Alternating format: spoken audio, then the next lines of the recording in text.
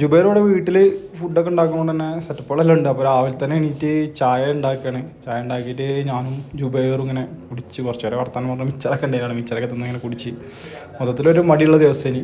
പിന്നെ അവിടെ അങ്ങനെ ഇരുന്ന് ഉച്ച ഹോളിൽ ഇരുന്നിട്ടോ ഉച്ചയ്ക്ക് ചോറുണ്ടാക്കാൻ നിന്ന്.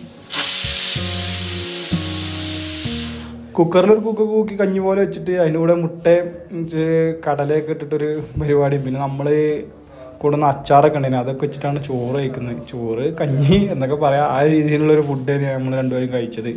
ഫായിസ് ആ ടൈമിൽ ഇവിടെ ഇല്ലായിരുന്നു. ഫായിസ് പുറത്തൊരു ഫ്രണ്ടിനെ കാണാൻ പോയതിന്. പിന്നെ വൈകുന്നേരമാണ് നമ്മൾ ഇറങ്ങുന്നത് പുറത്തേക്ക് ആ വന്നതിന് ശേഷം.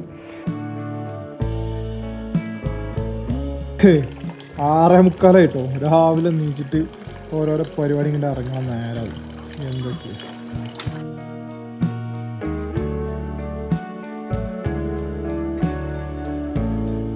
ഇപ്പോൾ നമ്മൾ ഒരു കോട്ട കാണാനാണ് പോകുന്നത് കേട്ടോ. കുറഞ്ഞ ദൂരമുള്ളൂ, വലിയ ദൂരമൊന്നുമില്ല. ടൗണിന് ചാരി തന്നെയാണുള്ളത്.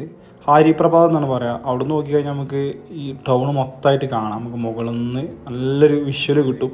അപ്പോൾ അത് കാണാനായിട്ട് ഞങ്ങൾ രണ്ടുപേരും ബൈക്ക് എടുത്തിട്ട് ഇങ്ങനെ ഇറങ്ങി പോയത് കേട്ടോ.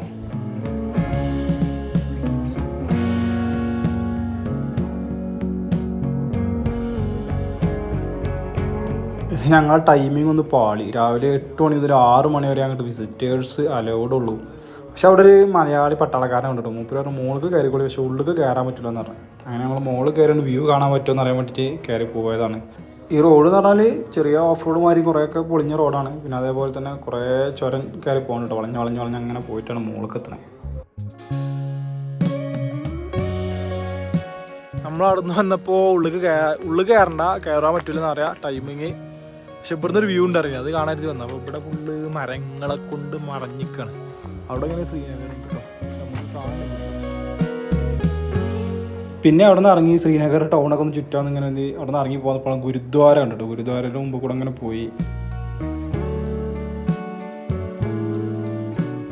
ഈ വഴി പറഞ്ഞാൽ ഡാൽ ലേക്കിന് കുറുകെയുള്ളൊരു വഴിയിലേക്കുള്ള ചാട്ടം കേട്ടോ. ഫുള്ള് പല വെച്ചിട്ടാണ് റോഡൊക്കെ ഉണ്ടാക്കി. രസമുണ്ട്. ബൈക്കേ പോവുള്ളൂ, ഇവിടെ കാറ് പോകില്ല. അങ്ങനെ ഞങ്ങളിങ്ങനെ ഡാൽ ലേക്കിൻ്റെ ഈ നടുക്കൂടുള്ള വഴിയിലൂടെ പോയി. അങ്ങനെ പോകുമ്പോൾ നമുക്ക് അപ്പുറത്ത് കാണട്ടോ ഡാൽ ലേക്കിൻ്റെ ചുറ്റുള്ള ആ ഒരു ടൗണ് കാണാൻ സാധിക്കും. ശ്രീനഗർ ടൗണ് വലിയൊരു ടൗണാണ്. കുറച്ച് ദൂരം അങ്ങനെ പോകാണ്ട് ഡാൽ ലേക്കിൻ്റെ സെൻറ്റർ കൂടെ. നല്ല രസമാണ് യാത്ര ബൈക്കുമുള്ളത്. ചിലപ്പോൾ ബൈക്ക് ഓപ്പോസിറ്റ് വരും. കാറൊന്നും ഈ റോഡിൽ എന്തായാലും വരില്ല, കാരണം സെൻറ്ററിലൊക്കെ ആയിട്ട് പോസ്റ്റും കാര്യങ്ങളൊക്കെ ഉണ്ട്. അങ്ങനെ ആ റോഡിന് പോയിട്ട് നമ്മൾ കുറച്ച് കഴിഞ്ഞപ്പോൾ അപ്പുറ സൈഡെത്തി നമ്മൾ ടൗണിൽ. പിന്നെ ടൗണിൽ കൂടെ അങ്ങനെ കുറേ കറങ്ങി നടന്നിട്ട് കുറേ സ്ഥലങ്ങളും നോക്കിയാണ്ട് ഇങ്ങനെ നല്ല രസമാണ്. ആ പോക്കിലാണ് നമ്മൾ ഇത് കണ്ടിട്ടോ, റിസോർട്ട് മാതിരിക്കത്തെ സ്ഥലങ്ങൾ. ബോട്ടിൽ വെള്ളത്തിൽ നമുക്ക് സ്റ്റേ ചെയ്യാൻ പറ്റുന്ന ഇതാണ്. നമുക്കിങ്ങനെ റൂമുള്ളതുകൊണ്ട് പിന്നെ അതിനെ പറ്റി അന്വേഷിക്കാനും നിന്നില്ല. ഇവിടുത്തെ ബസ്സൊക്കെ കണ്ടെങ്കിൽ ഉറുദൂലാണ് ബാക്കിൽ എഴുതിയിട്ടില്ല, ഇംഗ്ലീഷിലൊന്നും എഴുതിയിട്ടില്ല കേട്ടോ. പല്ലേക്കിൻ്റെ ചുറ്റും കാഴ്ചകൾ കണ്ടിങ്ങനെ നടന്നാണ് ലാസ്റ്റ് ഫുഡ് കഴിക്കാൻ കയറി കേട്ടോ. ഉച്ചക്കത്തെ ചോറ് കണ്ടില്ലെങ്കിൽ അത് കഴിച്ച് പിന്നെ വൈകുന്നേരം ഒരു ചായയും ബിസ്ക്കറ്റും വേണി. ഇപ്പോൾ അതാ ഇവിടെ ഒരു ഹോട്ടലിൽ തൽക്കാലം നോക്കുന്നുണ്ട് ഫുഡ് നോക്കാം.